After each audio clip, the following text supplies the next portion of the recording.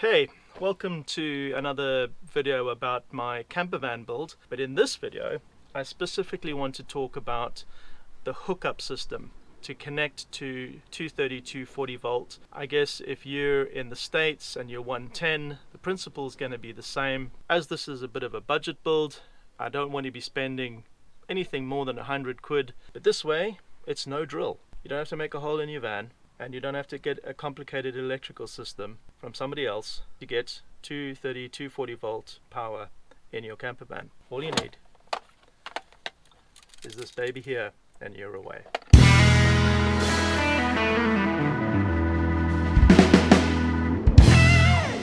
So a hookup system is an electrical connection system that allows you to plug into 230/240 volts at a campsite, and you then get full electric power into your campervan, and that allows you to run most appliances. I won't say all, I'd say most, because a lot of the campsites, particularly in Europe, are limited to 5-10 amps.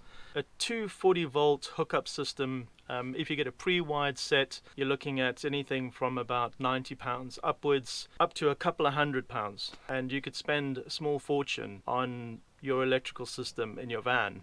But I don't want to spend a great deal of money, so what I'm going to be using in this is this baby here. Now this is an all-in-one hookup system with a 25-meter lead.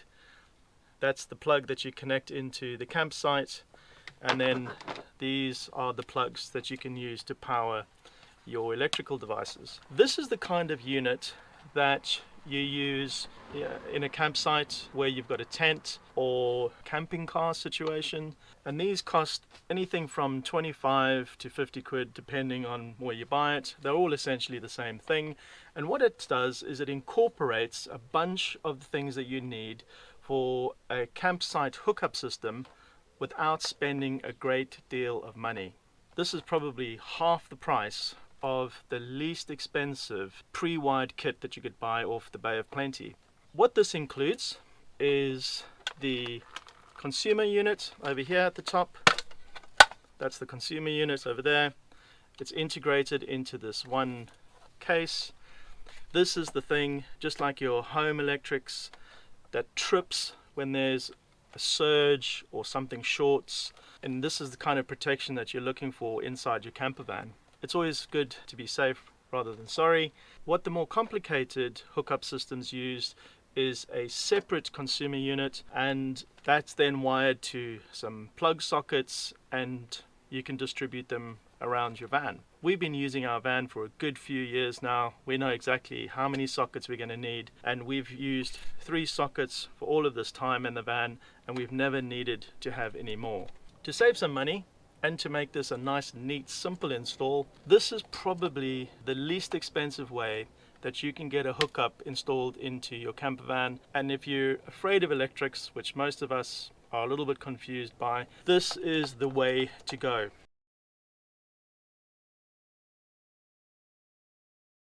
If you buy a complete system like this, when you take this plug off, all you need to do is remove the little screws that hold this thing together. It'll come apart, and then you'll see where the 3 wires are connected to. So you've got live, neutral and earth, just the 3 that you would have in your home setup as well. Take this apart, disconnect the wires, so you've just got the orange cable or whatever yours color is. Take the cover off the back of your tail lamp, and then you feed it through the boot. Make a little slit in the boot, not a very big one, because you will get dust through there if you go on dirt roads. You just feed this through, out through the back there behind your fog light, then reattach this.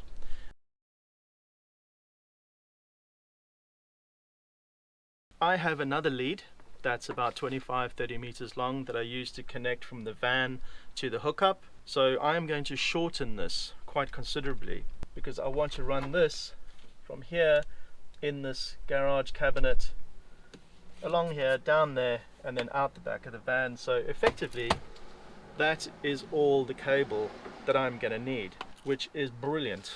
So what I will need is a screwdriver to take the plug apart, and then a nice sharp pair of scissors or a wire cutter to cut through this orange wire here, and then simply feed it through the rubber grommet, reattach the plug, hide it behind the fog light over there, and my job's done for 25 quid.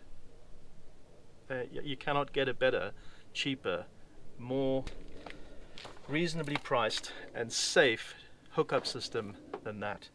And you don't have to be an electrician to get this sorted. I'm not, I'm just careful. If you wanted to, you could of course connect this to one of those plugs that you have to drill a hole in the side of your van for, and it attaches on the outside. You know, if you find it a little bit too fiddly and you're happier with drilling a hole in the side of your van to fit one of those, well then by all means you can do it. But this way, it's no drill. You don't have to make a hole in your van, and you don't have to get a complicated electrical system from somebody else.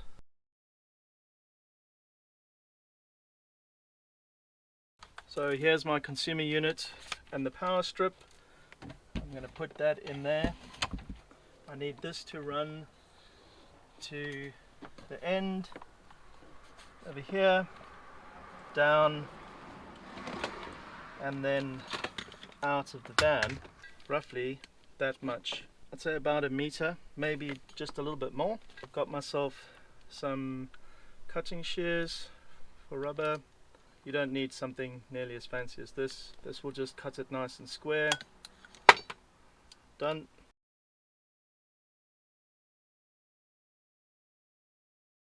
Now I just need this plug on the end of that there. So you can see that's the 3 cores. And I'm just going to undo those 2 screws over there. And that's it. Comes apart, and you can see that's exactly how it's wired up. That's the little safety catch that's screwed on there to stop the wire from being pulled out, you know, when you yank on it to separate it. So what I'll need to do is I'll need to undo those, and then you can see the smaller screws over there which actually just hold those in place. Okay, so that's removed now. Now what I need to do is release those 3 wires from those little screws and make a note, where's everything go? So you've got the green and yellow, which goes into the central part over there, and if I'm looking at it like that, the centerpiece at the bottom, I've got blue on the right and brown on the left. It's actually marked on the plug. Now obviously I won't be reusing this end of the cable because I'm moving the plug to the new freshly cut end. With those screws loose, I can just simply pull these out like that, and that's it. So now that is the meat of the plug released. Now don't forget, this piece here needs to go onto your new bit of cable first. So let's pull that off. Right, now don't forget, this piece here needs to go onto your new bit of cable first. So let's pull that off. Right, so this will go onto there, but not right now, because if you put it on there, you're not going to be able to get it through to the back of the fog light. So this will come later. What I'm going to do now is, before I open this up and expose that 3-core wires, I'm just going to feed it through my cabinetry here, down the back. Behind the light there's a cover that you just have to pop off and then feed it through there. So I'm going to do that now. You won't be able to see that because there's just no space for the camera.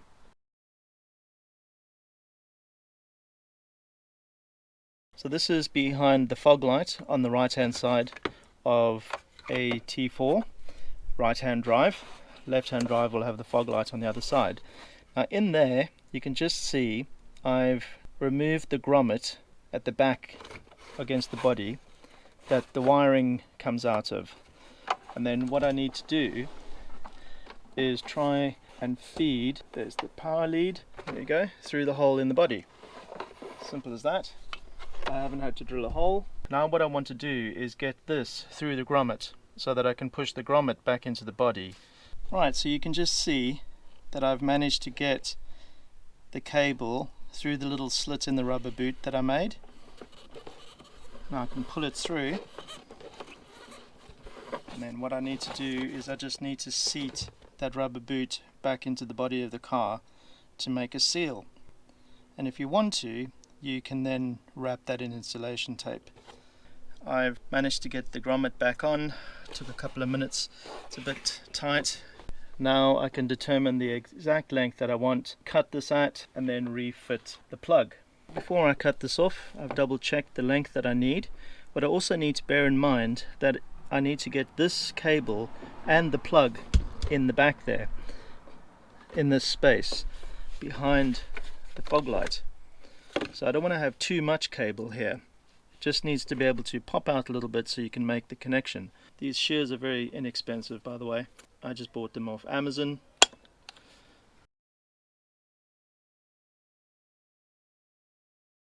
Now what I need to do is slide cover back on, make sure that's in there, and then I need to just remove this outer casing a bit. Having a look at the original one, which has got these nice crimped ends on, which we are not going to have, I need at least, what's that, 3/4 of an inch, 2 centimeters or so, plus the length of those. So I need to remove the sheath about there. But I'm not going to cut the whole way through. I'm just going to apply a little bit of pressure, cut through that very gently, because I don't want to go through the actual cables, the actual wires. So there I've got the 3 strands, the 3 cords that I will connect to here. I need to obviously uncover the ends. I need to make sure that I've got that sort of length, which is about 1 centimeter. I'm going to use a wire stripper tool. Now don't worry if you don't have one of these, because you can do it carefully. And what this does is you pop the wire in like that, goes up against the stopper, it then grips it and strips the cover off like that. I'll just give that a twist, gripper do its job. So now I have the exposed ends, which I'm ready to wire back into the plug.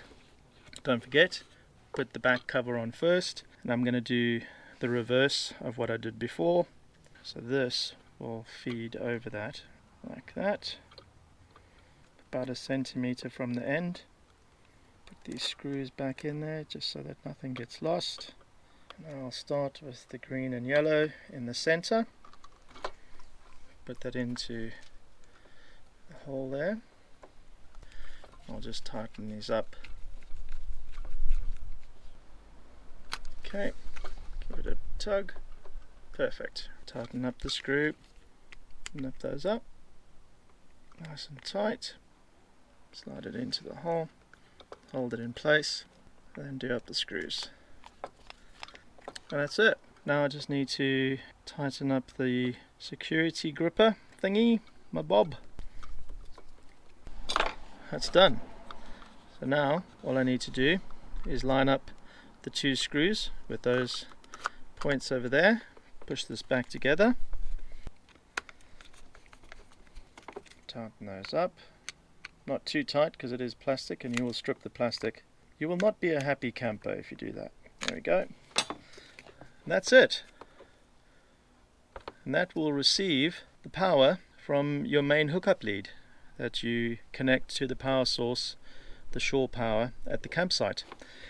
To tuck it away, you put it in the back there. Put your fog light back in place and it clicks. Pretty cool. And there you go. The cheapest way and a safe way to get shore power to your camper van, so you've got your own electric hookup. Hope you found that useful. Give it a thumbs up. Subscribe for more. See what we get up to next on this camper van build, because my whole 12-volt system is getting a refresh. Happy travels.